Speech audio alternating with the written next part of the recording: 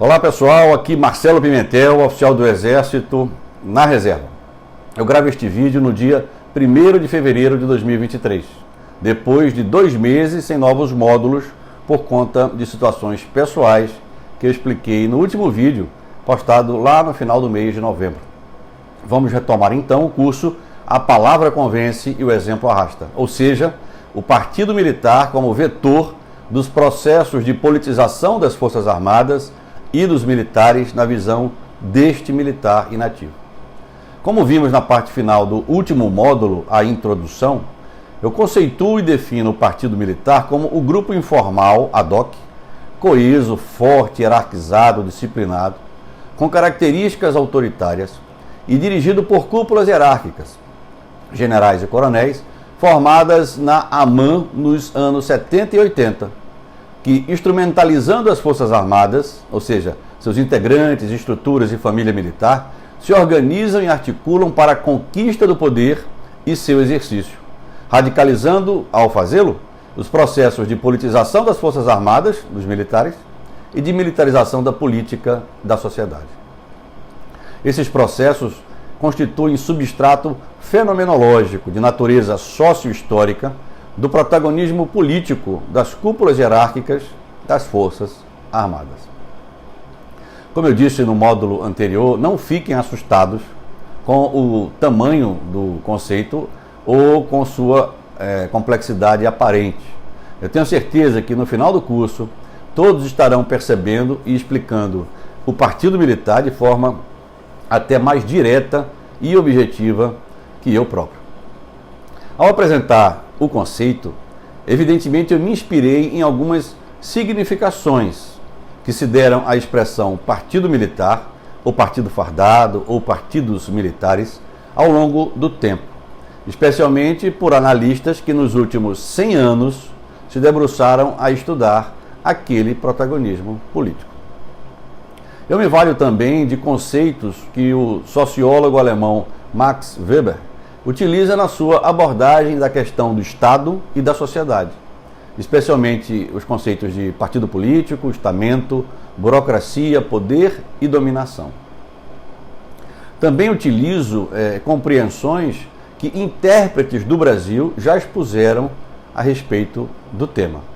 Já citei, por exemplo, e recomendei obras de José Murilo de Carvalho. E agora indico a obra Os Donos do Poder, de Raimundo Faoro, de 1957. Eu possuo aqui a 8ª edição em 2 volumes de 1989. Também me inspiraram a usar a expressão Partido Militar a minha observação pessoal sobre a dinâmica político-partidária no Brasil. Mas o start, ou seja, o insight de resgatar a expressão, é uma frase muito singela que me disse um jovem oficial do Exército formado na AMAN durante a última década.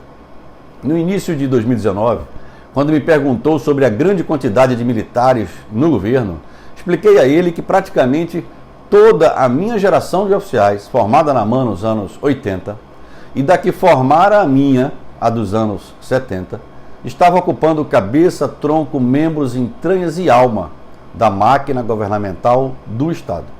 Aí, de forma muito natural, ele se virou para mim e concluiu com a frase que, embora simples, traduz sua exata percepção sobre o fenômeno. Disse-me assim, aspas, é verdade, houve um aparelhamento do governo, mas o outro lado, quando governava, fazia o mesmo. Fecho as aspas. Ficou claro que se considerava, até pelos vínculos morais e éticos que caracterizam as relações entre militares, que são muito peculiares, especialmente entre superiores e subordinados, como integrante de um partido, de uma parte, que àquela altura governava o Brasil com auxílio do voto dele e, como sabemos, dos votos da esmagadora maioria dos integrantes das Forças Armadas, na ativa e na reserva, de suas famílias e de seus entornos sociais. O jovem oficial de 2019 tinha sido cadete na AMAN entre 2012 e 2015, justamente quando o capitão Bolsonaro, então deputado federal, foi plantado no coração e na alma da oficialidade e do próprio Exército. Não mais como o mau militar que fora nos anos 80, e como era considerado pelas lideranças militares dos anos 80 e 90, mas como um líder, um mito. E militares seguem líderes. Somos condicionados a seguir líderes e os exemplos dos líderes. A palavra convence e o exemplo arrasta. Vejamos então exemplos e palavras num vídeo de 1 minuto que vou apresentar daqui a pouco. Esse vídeo reproduz uma cena ocorrida na AMAN em novembro de 2014, poucos dias depois da vitória em segundo turno da presidenta Dilma. Era o dia do aspirantado, verdadeiro ritual que marca a passagem da situação de liderado para a de líder na carreira militar de um oficial do Exército. Há uma frase gravada no próprio pátio da AMAN, bem em frente de onde se deu a cena, com os dizeres, aspas, cadete ides comandar, aprendei a obedecer, fecha as aspas. Aliás, esse era o título do artigo de minha autoria que foi publicado na Folha de São Paulo em 1º de novembro de 2018. Foi a minha primeira manifestação pela imprensa do que pensava sobre aquela candidatura. É a segunda sugestão de leitura. Naquela manhã de novembro de 14, o deputado Bolsonaro expelia palavras políticas e dava exemplo a jovens oficiais. O comandante da AMAN àquela época é o atual comandante do Exército. O mesmo general que era chefe de gabinete do comandante do Exército em 2016 e que aparece aqui na foto da 304ª reunião do Alto Comando, da qual tratamos no módulo anterior. Os generais do Alto Comando do Exército, àquela época, bem ali, a 100 metros no palanque, estiveram em massa no governo, pontuando estatais, ministérios, embaixadas, como vimos também no módulo 2. São os generais que também integravam a 304ª reunião do Alto Comando em 2016. Estavam no palanque esperando a entrada dos aspirantes, prestes a receberem a espada e a iniciarem a sua trajetória de oficial até o generalato em 2044. Não vou explicar aqui nem agora, apenas mostrar. Afinal, uma imagem vale mais do que 1000 palavras. Palavras convencem e exemplos arrastam.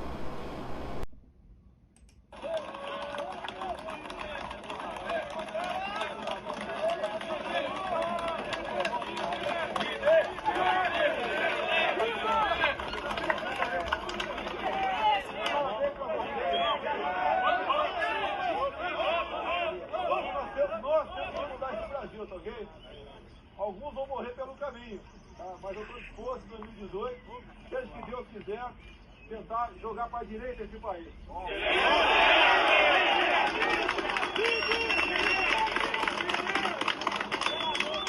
Nosso compromisso é a vida pela pátria, ok?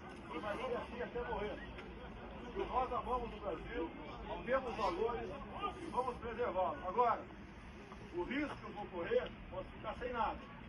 Mas eu terei a satisfação de dever cumprido. Okay? Esse é o nosso juramento, esse é o nosso lema. Brasil acima de tudo, esse Brasil é maravilhoso, tem tudo aqui, está faltando é política. Há 24 anos eu apanho igual um desgraçado em Brasília. Mas apanho, tá? De bandidos. E apanha de bandido é motivo de orgulho e de glória. Okay? Vamos continuar assim. Okay?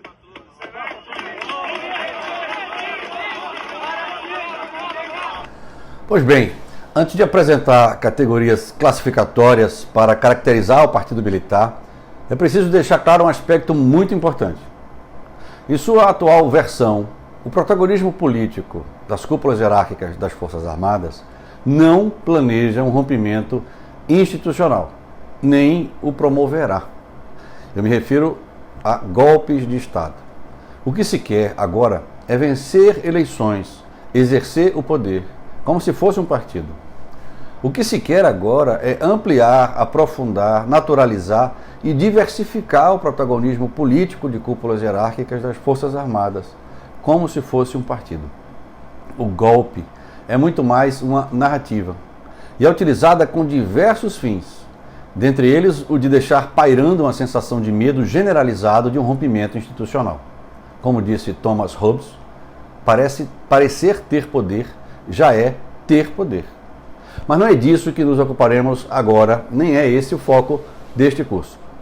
Como devem se lembrar, no módulo anterior, eu deixei claro que considero o papel do capitão Bolsonaro central e catalisador neste fenômeno, mas não o de idealizador, construtor, gerente ou controlador, nem mesmo da própria candidatura e de sua narrativa.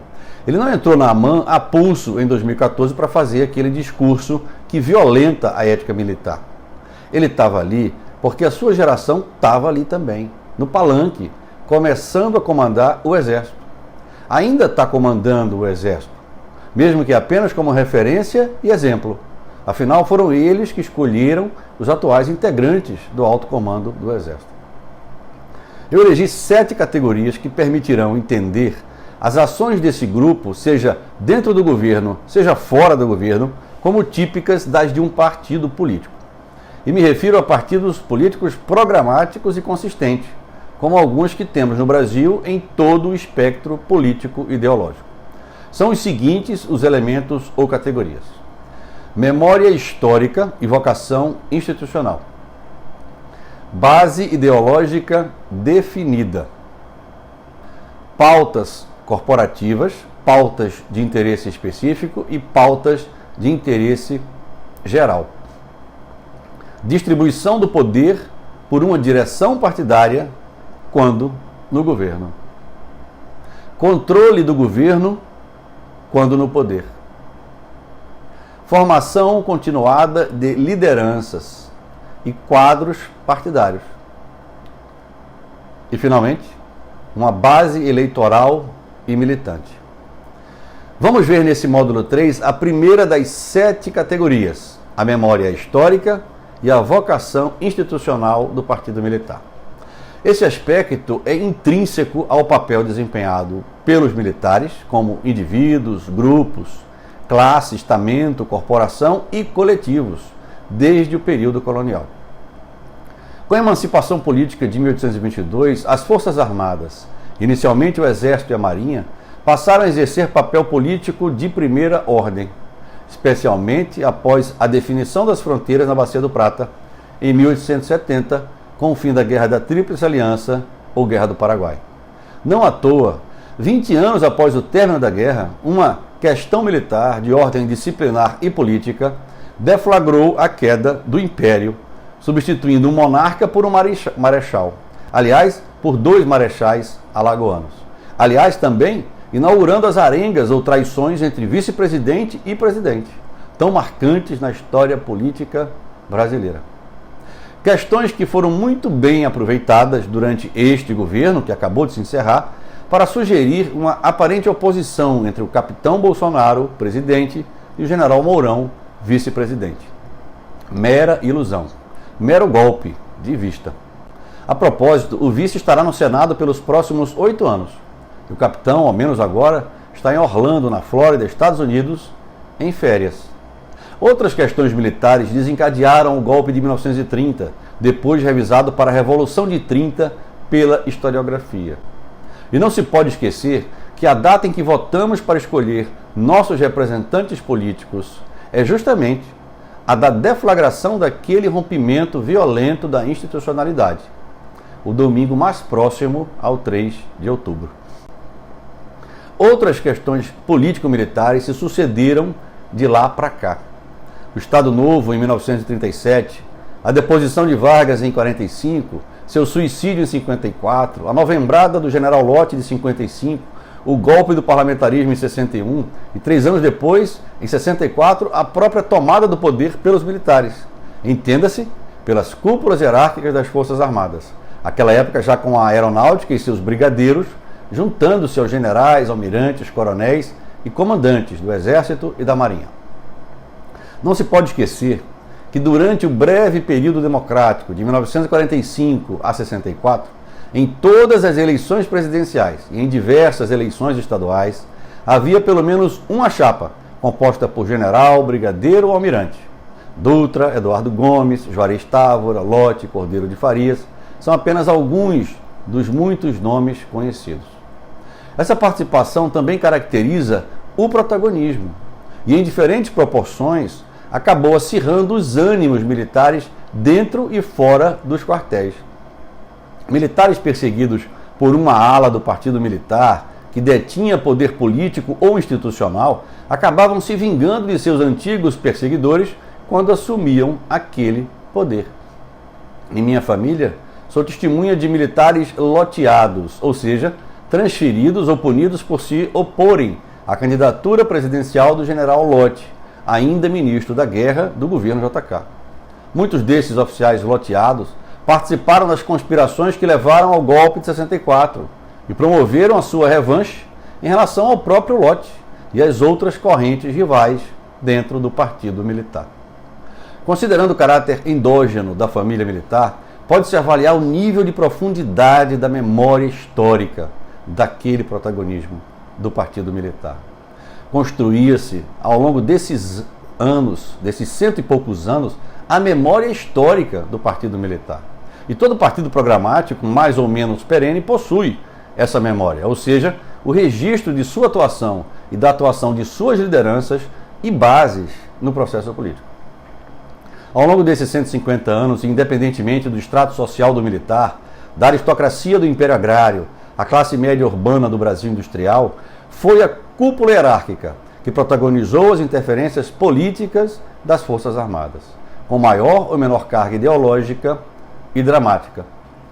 Ainda que houvesse movimentos de camadas intermediárias ou subalternas, eram as cúpulas hierárquicas já constituídas, ou as que vieram a se constituir durante ou logo após os episódios de intervenção, como no golpe de 30, que assumiam as rédeas e o controle do processo político, promovendo a retomada da disciplina perdida dentro dos quartéis, geralmente materializada em expurgos e perseguições. Era algo extremamente problemático, pois se a política do quartel era causa, aliás, a política no quartel era causa da indisciplina, generais e coronéis na política agravavam ainda mais a indisciplina, na medida em que se usavam os regulamentos para perseguir os que agiam ou apenas pensavam de modo distinto aos que governavam o país ou comandavam os quartéis. Assim, a coletividade militar, pela força do exemplo de seus chefes extremamente politizados, seja numa ou noutra corrente do Partido Militar, adquiriu um senso de responsabilidade com o país e cultivou uma espécie de obrigação moral coletiva em salvar a nação dos seus inimigos internos, fossem quem fossem os inimigos a serem combatidos, desde a classe operária manipulada por lideranças revolucionárias ou golpistas de todos os matizes, até as elites operando interesses pessoais ou regionais, mais ou menos vinculados a interesses internacionais. Caracterizava-se, assim, uma vocação institucional do Partido Militar. E isto também se vê em partidos políticos formais de alguma consistência e historicidade. A partir do marco constitucional de 1988 e da experiência democrática que se seguiu, imaginou-se que a fase salvacionista ou o cesarismo, se assim preferirem, estivessem definitivamente superadas e os militares, enfim, houvessem conseguido canalizar o patriotismo, a sua expressão precípua de defender a pátria de ameaças externas e preparar-se para isso. Entretanto, as últimas campanhas eleitorais, a de 2018 e 2022, e o próprio governo que se encerrou em nível federal no último dia 31 de dezembro, mostraram sinais de que a memória histórica do Partido Militar estava viva e atuante. O Partido Militar vivia um estado de latência no período de 1988 a 2018, que poderia significar, enfim, a superação de sua vocação institucional e a cristalização de sua memória estritamente nos livros de história, como peças do museu de nossa trajetória como povo, nação, sociedade e Estado. Afinal, Estado democrático de direito não combina com o protagonismo político de cúpulas hierárquicas das Forças Armadas. Mas essa vocação e essa memória foram despertadas. Quem as despertou? Por quê? Quando? Como? Com que finalidade? Para quê? Os fenômenos sociais e políticos não acontecem por acaso, sem a ação de pessoas ou de grupos. É preciso identificar ações e seus autores. A própria construção da memória histórica e da vocação institucional foram resultado de ações de pessoas e de grupos. É por isso que estamos aqui, para contribuir na compreensão do fenômeno a partir do que lhe é mais básico e evidente, a sua dinâmica política e social, vista por dentro da instituição Exército Brasileiro. Milhares de militares na ativa e na reserva tomaram as ruas e os ambientes virtuais militando por uma causa: apoiar candidaturas de militares aos diversos cargos em disputa, em diferentes níveis e em variadas esferas. Todas as candidaturas vinculadas a uma mesma linha político-ideológica, centrada na chapa presidencial e invariavelmente filiadas a partidos institucionalmente frágeis, de baixa representatividade ou de pragmatismo extremo. O uso da camisa amarela, Meu Partido é o Brasil, por militares e militantes e por militares militantes, serviu de caricatura e síntese à recidiva do Partido Militar. Trazia à sociedade exatamente a visão de salvar a nação de si mesma.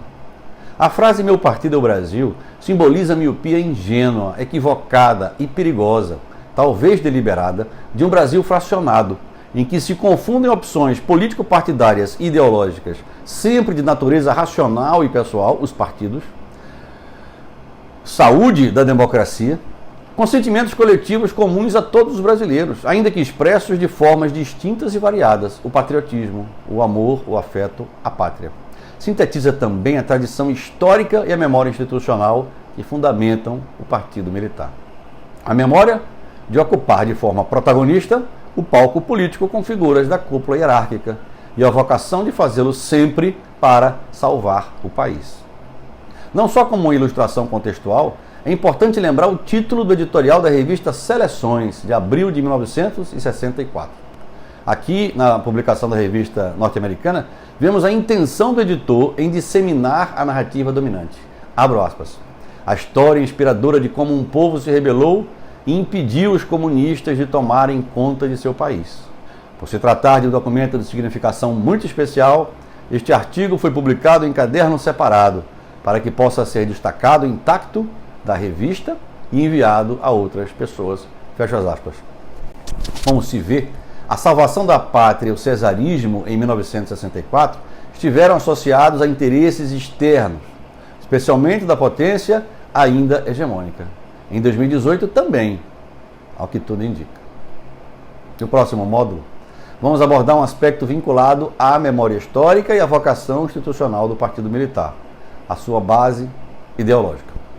Além das obras mencionadas, já indicadas, Weber e Faoro, esse último, uma leitura pesada e um tanto complexa, recomendo o vídeo Para que servem as Forças Armadas e o que significa patriotismo, disponível aqui no meu canal, e o link vai estar na descrição deste vídeo.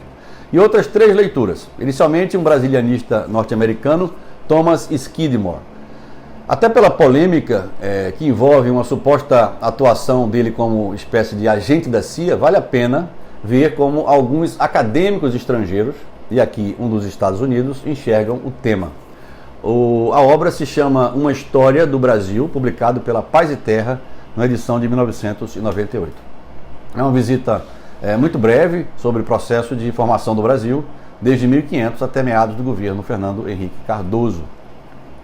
Outra obra que, de uma forma peculiar, aborda o protagonismo político dos militares desde as balbúrdias tenentistas dos anos 20 até a ditadura 64-85, é a História Oral, em forma de depoimento, do Marechal Cordeiro de Farias. Organizada por Aspásia Camargo, do CPDOC e da Fundação Getúlio Vargas, e editada por Valder de Góes. O livro é da editora Nova Fronteira, de 1981, portanto, ainda durante a ditadura. Vale a pena por ser um testemunho de um dos generais símbolos do protagonismo político de cúpulas hierárquicas das Forças Armadas no século XX. E, finalmente, ainda na linha da História Oral, é importantíssimo conhecer o trabalho organizado pela professora Maria Celina de Araújo e pelo professor Celso Castro, ambos do CPDOC e da FGV. Numa edição de 1997, o livro é resultado de entrevistas com o ex-presidente da ditadura, Ernesto Geisel. É lá, inclusive, que se encontra a célebre frase de Geisel sobre o então deputado Bolsonaro. Aspas, trata-se de um mal militar. O general Geisel, em certa medida, foi o narrador dos governos militares da ditadura. Mas isso a gente conversa noutra oportunidade. Muito bem, era isso. Obrigado pela atenção. Se gostaram e puderem contribuir com a manutenção desse trabalho, as formas de apoio estão na descrição do vídeo e neste QR Code aí da tela. E desde já eu agradeço muitíssimo. Um abraço e até a próxima. Tchau.